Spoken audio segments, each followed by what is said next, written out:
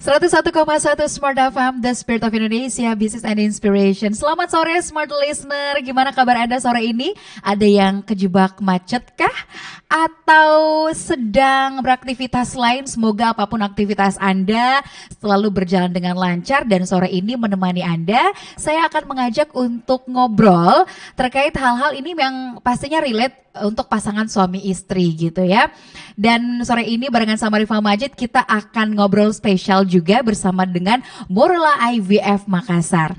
Kalau kita berbicara soal pasangan suami istri ya, yang pada hakikatnya ketika sudah menikah pasti menginginkan keturunan, tapi ternyata tidak semua pasangan bisa dengan mudah diberikan rezeki keturunan begitu. Ada yang memang perlu upaya yang lebih gigih lagi untuk mendapatkan buah hati. Nah, salah satunya yang dapat ditempuh oleh seorang pasangan suami istri ya, pasangan suami istri yang bisa ditempuh adalah dengan melakukan proses bayi tabung. Nah, apa saja sih sebenarnya hal-hal yang wajib untuk diketahui sebelum kita mengambil langkah untuk melakukan program bayi tabung?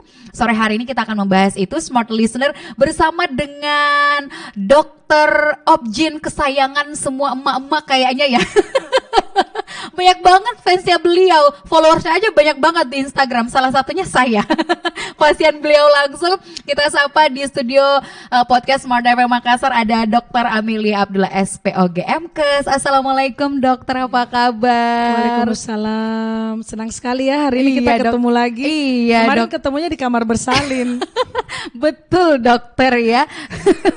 Akhirnya anaknya udah keluar dan sekarang dapat kesempatan alhamdulillah ketemu. Sehat-sehat terus. Alhamdulillah ya, dokter, terima kasih banyak. Saya pribadi senang banget loh ya pas dapat kabar, ngobrolnya bareng dokter Amel nih. Kayaknya juga para moms and dads yang juga sekarang menyaksikan live streaming kita di YouTube channel Smart FM Makassar dan juga menyaksikan di Instagram @morula_ivf Makassar juga senang gitu ya, dan pasti banyak pertanyaan yang akan diberikan. Jadi silahkan Smart Listener, moms and dads untuk bisa mengirimkan pertanyaannya mulai dari sekarang.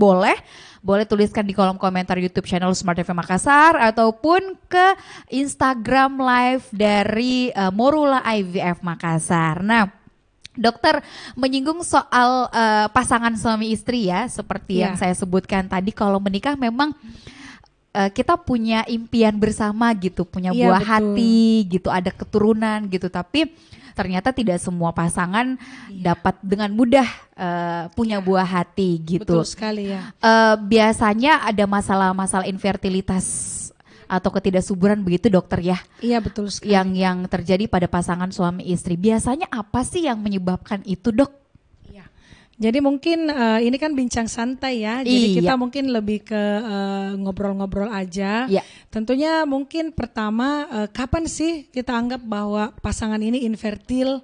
Nah, jadi kita baru menganggap pasangan ini infertil artinya jika tidak mampu memiliki keturunan setelah 1 tahun menikah dan tinggal bersama. Artinya kalau tinggal bersama itu frekuensi berhubungan seksualnya pastinya kan teratur. Jadi kalau 1 tahun menikah namun LDR, satunya di Jakarta, satunya di Makassar, itu kadang belum kita anggap sebagai infertil karena ada masalah-masalah seperti itu. Jadi jika tinggal bersama-sama, sudah menikah selama 1 tahun, hubungan seksual lancar, teratur, namun tidak berhasil hamil, itu kita sebut sebagai infertilitas primer. Ada juga yang masalahnya sudah memiliki anak 1, kemudian setelah itu mandek. Jadi anak keduanya nggak muncul-muncul, nggak hamil-hamil. Padahal anak pertama dulu cepat, anak kedua ditunggu 2 tahun, 3 tahun belum hamil-hamil juga. Jadi itu tadi definisinya kapan sebenarnya pasangan itu harus memeriksakan diri ke dokter. Jadi jika kita sudah sama-sama tinggal sama-sama, berhubungan teratur selama 1 tahun namun tidak berhasil hamil, periksakanlah diri bapak dan ibu ke dokter kandungan. Tapi biasanya apa yang menyebabkan itu dok? Gangguan secara fisik, secara kesehatannya, atau ada faktor-faktor ini enggak sih? Jadi tentunya memang masalah infertilitas ini kan memang kompleks ya. Karena melibatkan banyak sekali faktor. Tentunya kalau dari sisi medis, kita kan pasti melihat dari sisi medisnya itu mungkin dari sisi ibu dan bapak. Jadi perempuan dan laki-lakinya. Dari sisi wanita tentunya ada beberapa faktor. Yang pertama itu bisa ada kelainan anatomi di kandungan, organ reproduksi. Misalnya ada tumor mungkin di kandungannya ataukah ada kista. Itu semua bisa menghambat terjadinya kehamilan. Kemudian yang kedua bisa saja ada kelainan di hormonalnya. Jadi kelainan hormonal itu artinya hormonnya ibu mungkin tidak terlalu stabil, tidak terlalu bagus, ditandai dengan gangguan haid biasanya. Jadi siklus haid yang normal itu haidnya teratur 21 sampai 35 hari ya, panjang siklus yang normal itu.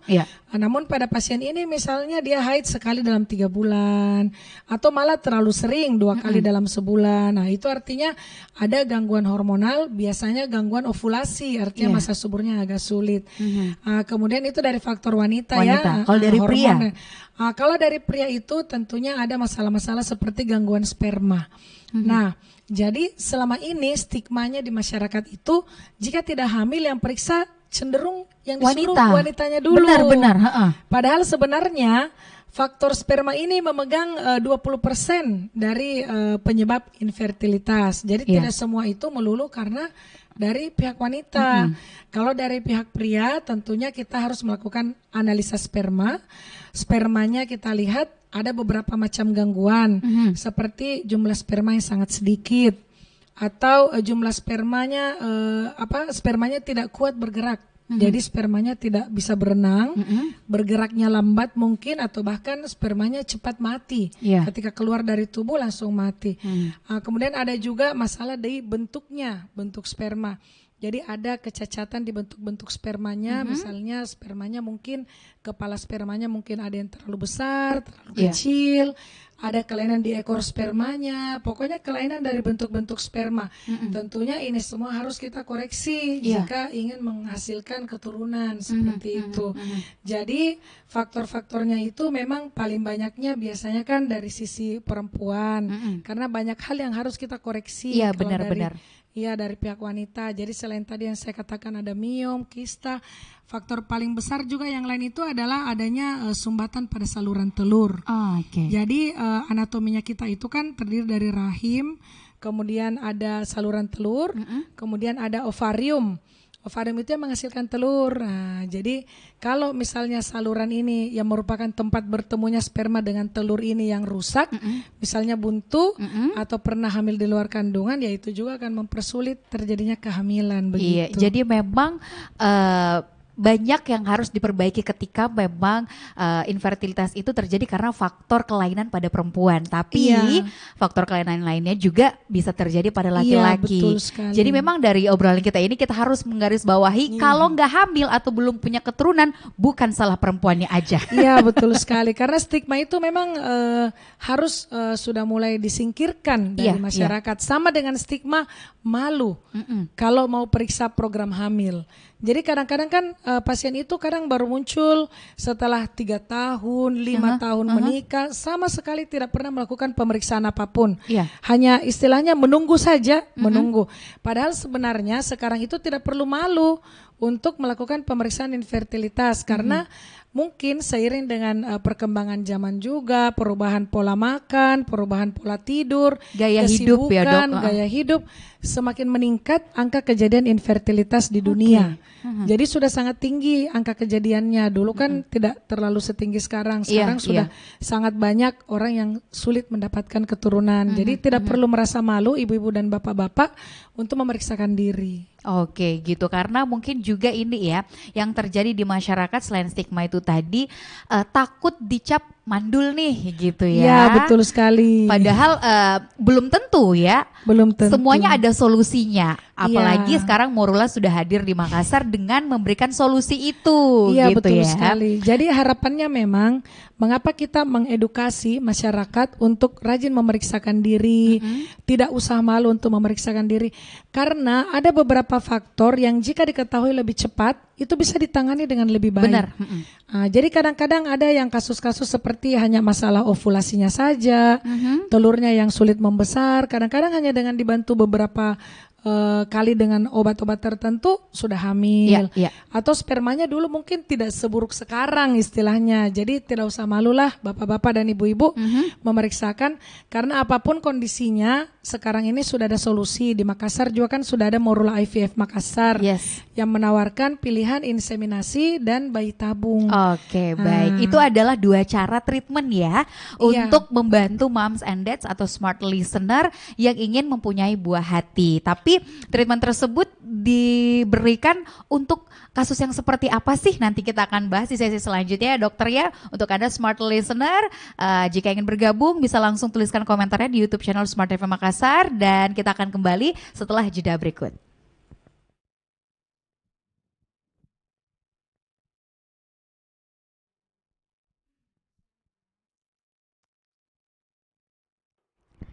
Kembali lagi smart listener, masih dengan Dr. Amelia Abdullah di sini. Masih semangat, Dok?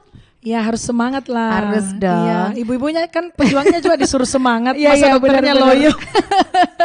Nah, ngomongin soal infertilitas tadi kita sudah bahas apa-apa saja penyebabnya gitu ya, dan ini penyebabnya terjadi baik pada istri maupun pada suami. Nah, dari berbagai masalah, faktor-faktor yang mempengaruhi infertilitas itu terjadi, apa saja sebenarnya treatment yang harus dilakukan nih untuk bisa akhirnya mendapatkan buah hati, dokter, based on masing-masing masalah gitu? Ya, terima kasih. Jadi tentunya jika kita mengalami masalah infertilitas ini kan diminta untuk melakukan pemeriksaan ke dokter. Nah, nanti di dokter kandungan itu kita akan melakukan pemeriksaan dasar infertilitas sebenarnya istilahnya. Jadi ada 3 macam pemeriksaan yang sebenarnya istilahnya wajib untuk pasien-pasien yang mengalami kondisi infertil. Yang pertama itu nanti ibu akan dilakukan pemeriksaan USG transvaginal yang paling baik dilakukan pada saat haid hari kedua.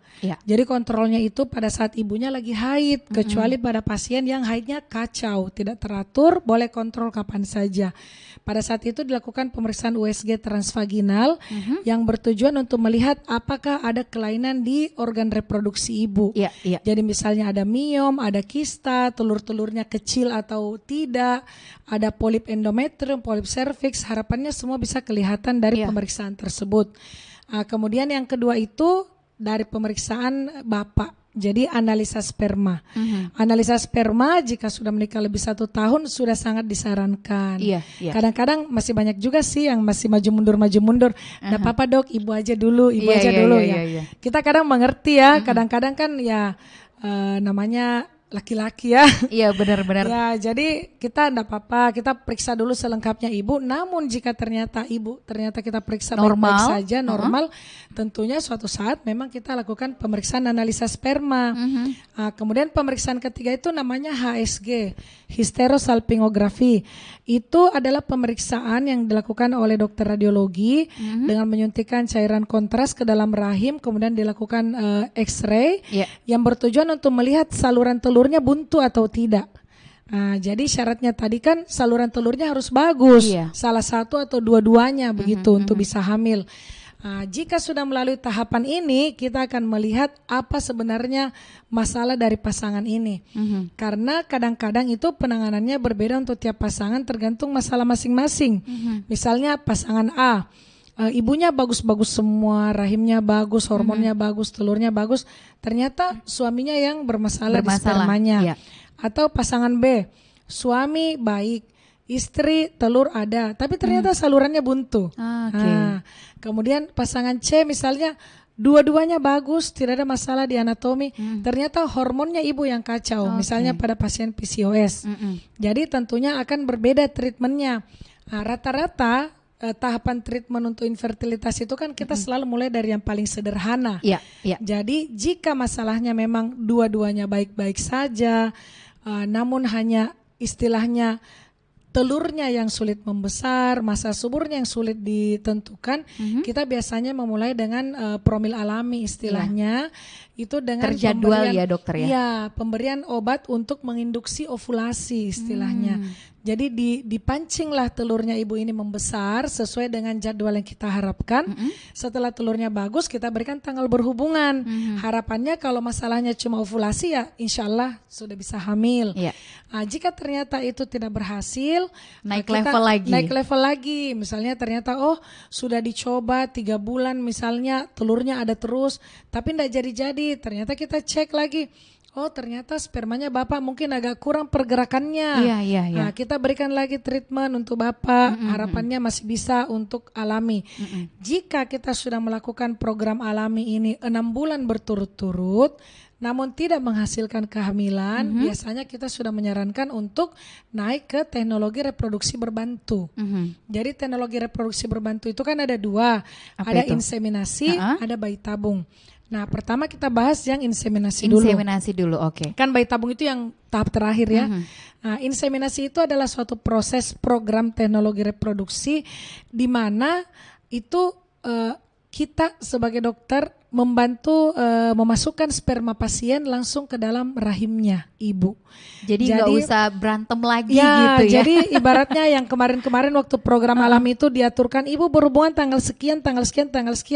Nah, sekarang tidak perlu berhubungan karena sudah dibantu untuk memasukkan spermanya secara langsung.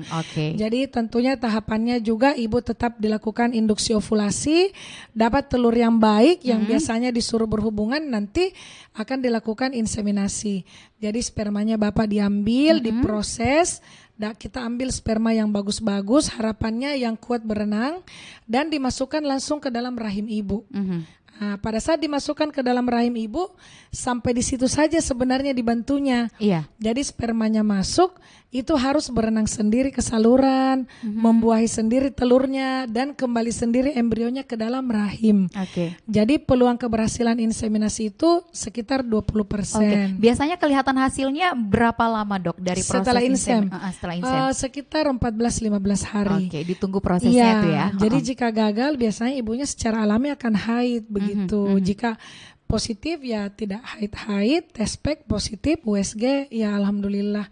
Ya, baik. Jadi ketika inseminasi sudah dilakukan dan kemudian masih juga belum menghasilkan, akhirnya kita pindah naik level lagi gitu dok ya. Jadi ada memang beberapa indikasi yang bisa untuk inseminasi. Jadi misalnya yang mana aja sih dok yang bisa untuk insem? Jadi yang bisa maju untuk program inseminasi ada syarat-syaratnya. Apa itu dok? Yang pertama, kedua saluran telur ibu itu bagus. Jadi syarat utamanya itu salurannya bagus. Jadi jika ada salurannya yang tidak bagus atau dua-duanya sudah tidak bagus, sebenarnya peluang inseminasi sangat rendah. Jadi ada kan kadang-kadang saluran kanannya bagus, saluran kirinya rusak. Artinya peluang inseminasinya tinggal diharapkan dari ovarium sebelah kanan. Tentunya lebih rendah peluangnya dibanding yang dua-duanya baik. Tapi biasanya masih bisa karena masih ada yang bagus. Kemudian syarat yang kedua itu sperma Bapak kalau bisa jumlahnya minimal 10 juta. Jadi ada jumlah sperma yang normal, biasanya dalam satu kali ejakulasi itu biasanya sekitar 39 juta kan. Jadi misalnya ada pasien yang mengalami gangguan sperma ringan, jadi jumlahnya berkurang tapi bukan yang sangat sedikit. Masih ada sekitar 10 juta ke atas, pergerakan sperma masih baik, itu masih bisa juga untuk maju inseminasi. Kalau sangat berat itu tidak bisa.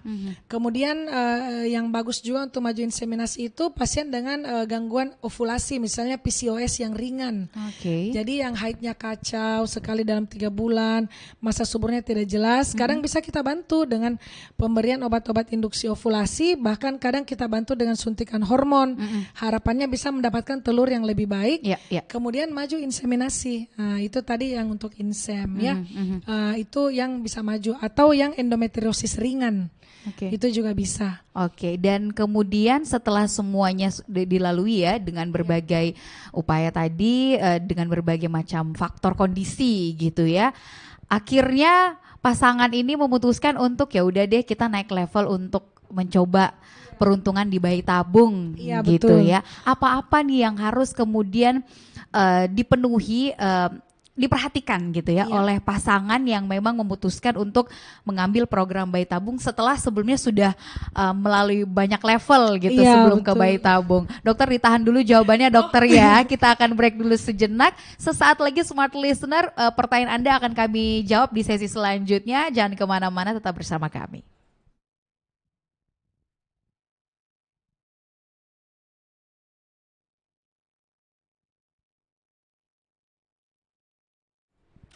Smart Listener, kembali kami menyapa Anda masih dengan obrolan bersama dengan Dr. Amelia di sini, obrolan spesial juga bersama dengan Moral IVF Makassar. Kita membahas apa hal-hal yang memang harus diketahui seputar bayi tabung gitu ya. Ada banyak pertanyaan juga yang sudah masuk di YouTube channel Smart IVF Makassar maupun yang lagi menyaksikan melalui Instagram Live dari Moral IVF Makassar. Nanti kita akan bacakan ya, sabar.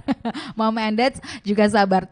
Membahas soal bayi tabung, dokter, ini istilahnya udah tahap terakhir, level paling tinggi gitu ya. Satu upaya suami istri untuk mendapatkan buah hati. Ketika sudah memutuskan, oke, yakin bayi tabung, apa yang memang perlu sangat diperhatikan oleh pasangan suami istri ketika menjalani program ini? Iya, jadi sebenarnya tahapan terakhir itu bayi tabung. Bayi tabung itu sendiri kan sebenarnya programnya ya namanya menguras tenaga, menguras waktu mungkin, kemudian menguras apalagi mental dan fisik ya, karena memang langkah-langkahnya itu memang agak melelahkan, terutama untuk yang wanita. Jadi sebenarnya yang perlu ditanamkan dulu kepada pasien itu sebelum maju bayi tabung itu, bagaimana supaya ibu dan bapak itu dalam kondisi rileks, tidak terlalu stres, jadi betul-betul siap secara fisik dan mental. Jadi kalau misalnya dia sangat stres, kadang-kadang hormonnya juga tidak terlalu bagus nantinya, akan terganggu. Jadi jika memang ternyata sudah melalui semua tahapan, sudah pernah inseminasi sampai 2-3 kali namun tidak berhasil, sehingga akhirnya harus masuk bayi tabung, ibu dan bapak ini pertama harus apa ya istilahnya, saya biasanya itu ikhlas, bahwa memang inilah program yang harus saya jalani. Karena kadang-kadang ada yang maju bayi tabung itu tapi kayak sebenarnya agak kurang-kurang ikhlas salah satunya begitu. Masih selalu berharap, masih setengah-setengah hatinya. Ya, masih selalu berharap mungkin masih bisa dengan cara lain. Karena kan memang ada beberapa indikasi yang sudah wajib mutlak, istilahnya hanya bisa kita bantu dengan melalui bayi tabung. Misalnya pasien dengan kelainan sperma berat, kriptozoospermia, azospermia, itu tidak bisa lagi melalui inseminasi, apalagi program alami, itu harus bayi tabung. Kemudian pasien yang kedua saluran telurnya rusak, jadi kedua tubannya non paten, bisa karena infeksi berat, bisa karena diangkat karena operasi misalnya, itu juga sudah tidak ada jalan lain. Jadi paling penting itu adalah fisik dan mentalnya. Tentunya memang juga ada masalah dana. Jadi kita juga sangat mengerti bahwa kita memang tidak bisa menutup mata bahwa bayi tabung ini adalah salah satu program yang mahal, mahal. Namun pada beberapa kasus hanya itulah satu-satunya cara yang bisa kita tempuh sekarang, istilahnya sebagai manusia ya. Ikhtiarnya kita maksimalnya sampai di situ. Jadi tentunya sebelum itu selain fisik, mental, tentunya diatur juga istirahatnya. Mungkin sebulan sebelum maju bayi tabung, bapak dan ibu sudah mulai mengurangi pekerjaan masing-masing, sudah mulai dikurang-kurangi yang diambil istilahnya pekerjaannya, tidur malamnya diusahakan cukup, pola makannya diatur. Jadi kalau menjelang program, sebenarnya program apapun kita harus atur pola makan dan pola tidur. Jadi pola makan itu kita kurangi makanan manis, coklat, gorengan. Semua yang berlemak-lemak dan enak itu. Jadi memang kita lebih banyak makan sehat, buah, sayur-sayuran, alpukat, wortel, apel, jus-jus buah yang dibikin sendiri. Kemudian protein-protein seperti telur ayam kampung, madu, ikan, itu semua yang diperbanyak sebenarnya, kacang almond. Harapannya jika nanti maju bayi tabung, hormonnya bagus, hasilnya tentunya lebih optimal. Begitu. Dengan kondisi mental dan fisik yang prima. Gitu prima. Jadi tidak terlalu stres juga. Benar-benar, karena bisa jadi itu yang kemudian mengganggu proses ini ya kan dok ya. Betul. Cuman kalau berbicara soal bayi tabung, sebenarnya berapa persen potensi bayi tabung tersebut bisa berjalan maksimal dan baik gitu hasilnya, Dok? Iya, jadi memang ada beberapa faktor yang mempengaruhi keberhasilan bayi tabung ini. Tentunya yang pertama itu adalah umur, terutama umur wanita. Jadi kita sebagai perempuan itu memang ada umur reproduksi maksimalnya kita yang jika itu lewat memang peluang keberhasilan itu menurun. Jadi paling baiknya memang itu di umur 25 sampai 35 tahun. Disitulah puncak reproduksi wanita yang paling baik.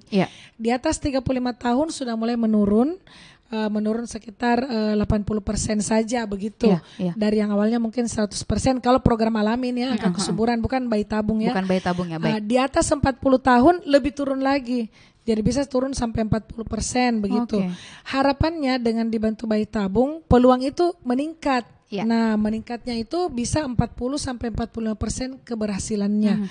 Jadi jika kita mendapatkan pasien misalnya sudah 10 tahun menikah, umur 38 tahun, itu kita sudah mulai berpikir bahwa untuk program alami sebenarnya sudah agak kecil peluangnya karena sudah 10 tahun alami sebenarnya. Jadi kita lanjut pemeriksaan. Oh, ternyata tubannya juga rusak salah satunya. Oh, ternyata spermanya juga kurang bergerak dan sebagainya. Biasanya sebenarnya pilihan paling tepat untuk pasangan seperti ini memang sudah bayi tabung. Mengingat umur ibu, apalagi jika umur ibu di atas 40 tahun. Resikonya akan semakin besar ya, Dok? Angka kegagalannya juga semakin tinggi, keberhasilannya semakin rendah karena rahim kita juga aliran darahnya juga semakin berkurang. Makanya kadang-kadang sebelum maju bayi tabung kita juga persiapkan ibunya dengan baik, termasuk dengan pengaturan pola makan tadi, pola tidur, pengaturan dikasih vitamin sebelumnya, sebulan atau 2 bulan sebelumnya. Harapannya kondisi ibu optimal. Jadi jika umurnya di atas 40 tahun tentunya angka keberhasilan memang agak berkurang. Namun jangan salah, banyak juga yang berhasil. Ada yang umurnya 42, 43, alhamdulillah masih berhasil. Itu tadi umur ya. Kemudian faktor kedua itu ada yang namanya AMH. Apa itu? Anti-Mullerian hormone. Jadi itu hormon yang diperiksa pada wanita yang menggambarkan jumlah cadangan telur. Jadi kita itu wanita kan suatu saat akan menopause. Jadi artinya cadangan telur kita semakin tahun semakin berkurang, bukan semakin meningkat. Umur bertambah, telur menurun. Kualitasnya juga gitu ya, Dok? Kualitasnya juga begitu. Jadi jika AMH-nya juga rendah, itu biasanya ya jangan lama-lama lah ibu. Kalau AMH-nya sudah mulai menurun, waktu terus berjalan ya jangan tunggu-tunggu lagi, maju aja ya. Itu tadi faktor-faktornya. Kemudian memang yang ketiga ya jika ada memang penyakit bawaan, autoimun dari salah satu atau keduanya, itu juga memang bisa mempengaruhi keberhasilan bayi tabung. Nah, sebenarnya bayi tabung ini pasien mana saja yang bisa maju? Nah, itu dia, Dok. Jadi yang pasti maju bayi tabung itu tadi kan kelainan sperma berat, asospermia, kripto, atau PCOS berat. Jadi ada pasien tertentu yang PCOS, tapi dengan pengobatan hormon promil alami tidak bisa dapat telur. Dengan inseminasi disuntik hormon dosis rendah, telurnya juga tidak berkembang. Jadi PCOS-nya sudah sangat berat, AMH-nya sangat tinggi. Memang peluang terbaiknya dengan bayi tabung. Dengan bayi tabung gitu jadi ya. itu tadi ya kalau untuk kemudian itu juga untuk pasien yang kedua tubannya rusak atau yang sudah berulang kali inseminasi namun masih gagal. Iya. Jadi kalau misalnya ada orang-orang di sekitar Anda, smart listener atau bahkan Anda sendiri, mom and dads juga mengalami gangguan-gangguan atau kelainan dalam seperti tadi yang sudah disebutkan oleh Dr. Amel, mungkin bayi tabung adalah pilihan yang tepat gitu ya. Satu ikhtiar yang memang diusahakan benar-benar ini adalah jalannya gitu ya. Dan Allah titipkan rezekinya melalui itu gitu. Betul sekali. Dan memang ini sebenarnya untuk kita di Indonesia Timur itu alhamdulillah ya sudah ada Morula IVF Makassar. Benar. Saya sendiri tuh ingat dulu itu ketika saya masih koas, masih residen pendidikan, itu kan belum ada senter bayi tabung di Indonesia Timur. Jadi zaman dulu itu kalau pasien-pasien stuck mau inseminasi dulu, inseminasi masih ada. Tapi gagal ya pasti bayi tabungnya ke Jawa, ke Jakarta, Surabaya. Sekarang kita tidak perlu meninggalkan kampung halaman lah istilahnya. Kalaupun yang dari kabupaten kan biasanya rata-rata ada keluarga di sini. Jadi tidak terlalu menguras biaya untuk masalah transport dan biaya tinggal. Benar. Dan memang untuk proses bayi tabung itu kan prosesnya sebenarnya mulai dari penyuntikan hingga kita panen embrio itu mungkin sekitar 2 minggu ya. 2 minggu itu baru dapat embrio sebenarnya. Iya. Kalau bisa langsung pasang embrio, langsung dipasang, ibu istirahat lagi kan 2 minggu menunggu hasil. Jadi kalau ibunya kerja, istilahnya meninggalkan pekerjaan itu sekitar 1 bulanan. Iya, Kalau kita harus keluar. Kalau kita di Makassar ya mungkin betul-betul yang istirahat setelah pasang embrio itulah mungkin yang kita bisa istirahat di rumah yang betul-betul meninggalkan pekerjaan. Jadi lebih membantu sih dengan adanya Morula IVF betul, Makassar. sangat dimudahkan gitu Iya, betul. ya. Oke.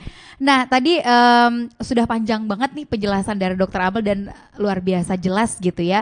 Tapi banyak juga dari smart listener yang masih penasaran. Tadi sempat ngebahas tentang umur juga. Ada pertanyaan dari smart listener YouTube channel Smart FM Makassar dari Ibu Risnawati.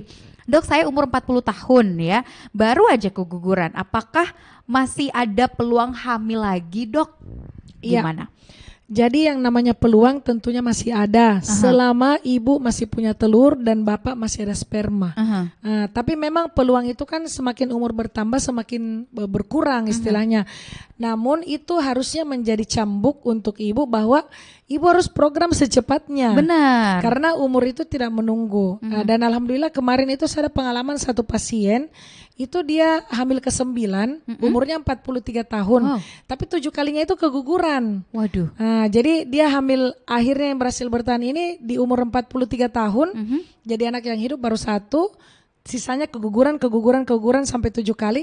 Yang ini alhamdulillah berhasil bertahan. Umurnya 43, ibu masih 40. Artinya kan masih ada peluang ya. Iya, benar. Makanya kalau umur sudah ya di atas 35, apalagi kalau sudah di atas 40, harus lebih cepat sebenarnya ibunya dengan bapaknya berobat sebelum betul-betul cadangan telur kita itu habis. Iya. Karena kalau kita perempuan itu kan paling cepat menopause sekitar 45 tahun. Jadi kalau umurnya sudah sekitar 45 ke atas itu peluangnya sebenarnya sudah sangat kecil. Iya. Jadi harus waspada, istilahnya lampu kuning gitu ya.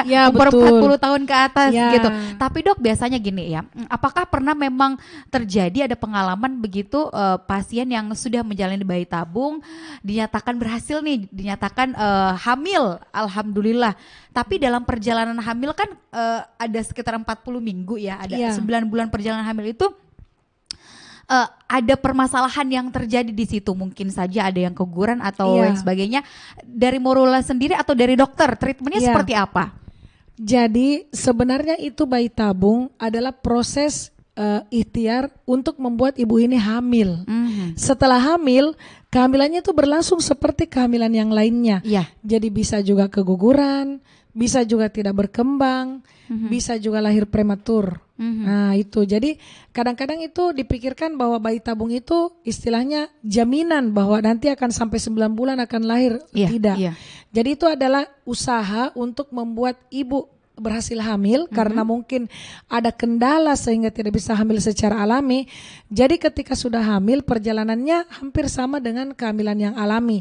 Namun karena memang dia teknologi reproduksi berbantu, tentunya dari awal itu banyak obat-obatan yang diberikan, obat hormon, suntikan pengencer darah, penguat, kemudian vitamin, dengan harapan semua itu bisa membuat bertahan janinnya. Alhamdulillah kalau kami di Morula IVF Makassar juga angka kehamilan alhamdulillah baik, pregnancy rate juga baik, dan saat ini sudah ada 100 lebih ya kalau tidak salah bayi Morula yang telah lahir dengan selamat. Itu yang bayi tabung, belum yang inseminasi. Iya, lebih banyak lagi. Jadi intinya ketika selesai bayi tabung nggak langsung dilepas gitu aja. Dokter-dokter dan tim dari Morula terus akan keep in touch untuk memantau gitu. Jadi ya, kontrolnya setiap bulan seperti apa ya. Rata-rata itu yang hamil dengan program insem atau bayi tabung nanti biasanya tetap kontrol di kami. Kecuali yang memang di daerah biasanya mereka pulang itu kalau sudah lumayan aman, misalnya 3-4 bulan. Kan pasien Morula itu ada dari Papua, ada dari mana, Sorowako dan sebagainya. Jadi kalau misalnya sudah aman 3 bulanan, mereka kadang pulang lanjut kontrol hamil di sana. Jadi ya alhamdulillah. Baik. Sebelum kita lanjut membacakan pertanyaan yang lain ya, yang juga sudah banyak dari Instagram Morula juga, kita akan jeda dulu saat Smart Listener, jangan kemana-mana.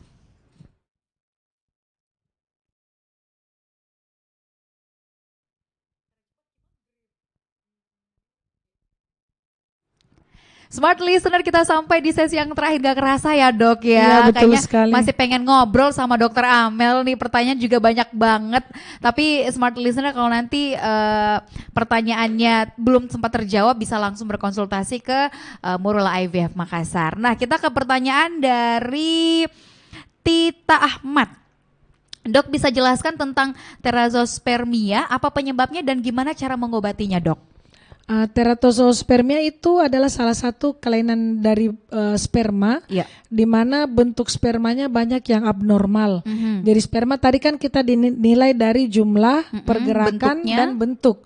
Jadi artinya jumlah dan pergerakannya bagus, produksi bagus, kencang berenang, tapi bentuknya banyak yang cacat. Jadi nilai standarnya sebenarnya minimal 4% yang normal. Mungkin pada Bapak ini 1% atau 2% saja. Itu penyebabnya bisa paling sering pertama itu karena kecapean, gaya hidup seperti merokok atau alkohol. Kemudian bisa juga karena stres yang berlebihan dan pola makan. Jadi mengobatinya gimana? Ya, paling sering itu memang paling banyak terato ketika kita anamnesa, Bapak merokok? Iya dok.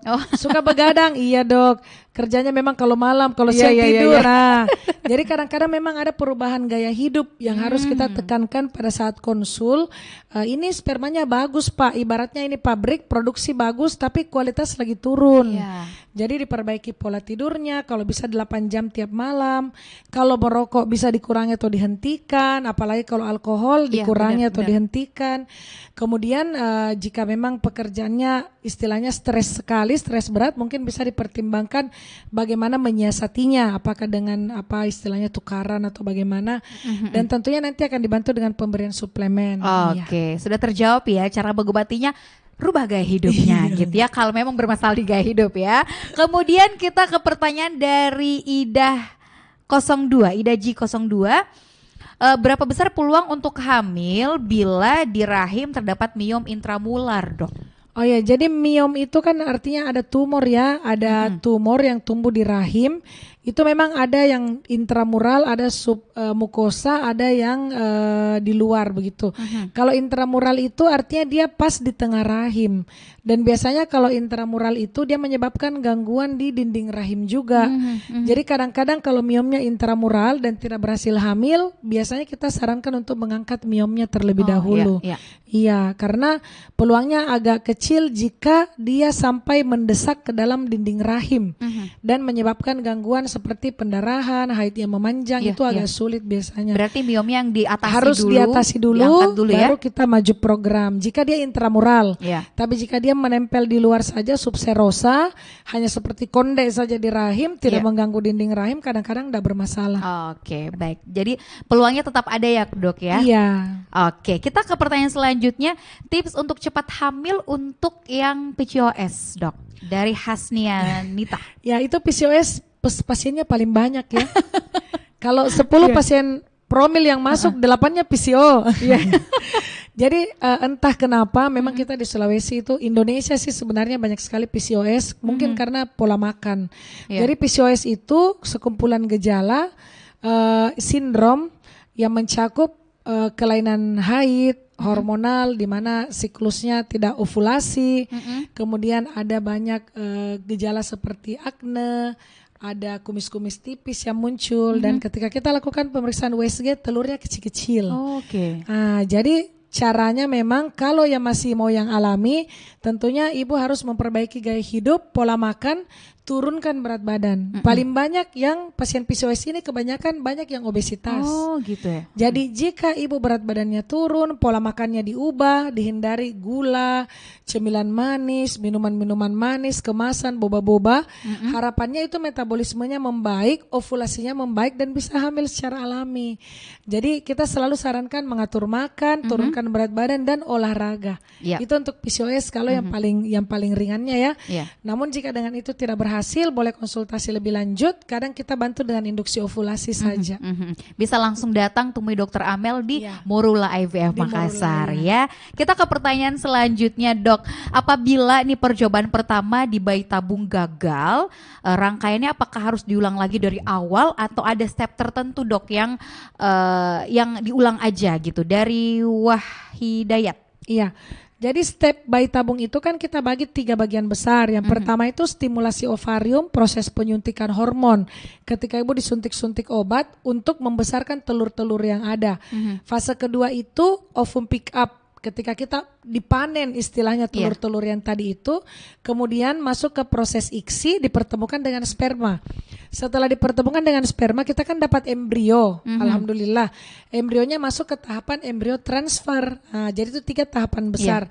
Jadi jika dalam proses OPU kita dapat banyak telur, kemudian dikawinkan dengan spermanya bapak, kita berhasil dapat embrio yang agak banyak. Misalnya dalam satu siklus bayi tabung, ibu dapat embrionya 5. Terus 1 dipasang gagal. Itu masih ada cadangan masih ada lagi. cadangan. Jadi yang diulang hanya proses embrio transfer. Namun jika embrionya memang habis, misalnya dalam satu siklus itu kita cuma dapat 2 embrio. 2 embrio udah dipasang belum berhasil, ya artinya maju dari awal kembali. Begitu. Oke, gitu. Tergantung kondisinya gitu ya, dokter. Betul. Ya. Jadi personal untuk tiap pasien. Ya. Beda-beda kasusnya gitu. Oke, karena kita terbatasi oleh waktu, smart listener juga moms and dads yang sudah bergabung sore ini, saya yakin masih banyak pertanyaan yang tidak bisa dijawab semuanya ya. Tapi at least apa yang kita obrolkan dari awal sampai saat ini bisa membuka pikiran kita bersama bahwa bayi tabung bukanlah satu hal yang tabu lagi. Saat betul. ini bayi tabung ini adalah ikhtiar upaya kita dan tentunya dibantu oleh tim terbaik yang ada di Morula, tim dokternya juga untuk bisa membantu Anda memiliki buah hati. Terakhir dok, apa nih pesannya untuk smart listener dan juga moms and dads? Jadi untuk moms and dads di luar sana yang masih berjuang untuk mendapatkan buah hati, jangan putus asa, harus tetap semangat. Kemudian rajin juga mencari info-info terbaru mengenai program-program kehamilan. Jadi jangan cuma 1 kali program, sudah misalnya gagal terus langsung down, sudah stuck di situ, nggak mau kemana-mana lagi. Jadi harus tetap semangat karena sesungguhnya anak itu adalah karunia Tuhan. Yang memberi yang di atas, kita hanya diwajibkan berikhtiar saja. Jadi jangan stop berikhtiar supaya bisa mendapatkan impiannya. Amin, amin. Saling dukung juga suami dan istri. Ya, betul sekali. Jadi harus harus saling mendukung. Dan keluarga juga. juga. Benar. Betul. Oke, terima kasih banyak ya Dokter Amel untuk waktunya sore ini dan untuk Anda juga smart listener. Terima kasih banyak. Saya Rifa Majid pamit. Sukses untuk Anda.